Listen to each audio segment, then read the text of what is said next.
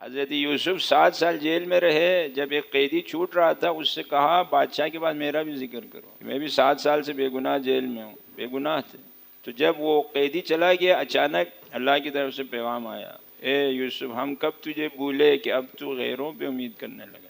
لحظہ کیا تھا نا انہوں نے، ایک لحظہ امید باندھی بادشاہ مجھے چھوڑ دے۔ ہاں ہم دیکھیں تھوک کے حساب سے ہمارے اگر ہم دیکھیں ہماری امیدیں ہی غیر پہ، اللہ پہ نہیں ہیں، ہماری امیدیں ہی غیر پہ۔ اکثر آپ اپنے اندر جا کے آپ کو امید ہے میرا بیٹا میرے سارے کام کرے، کل بوڑھا ہو جائے گا اولڈ ہاؤس میں جمع کر دے گا، وہ ہے کہ نہیں جی سارے۔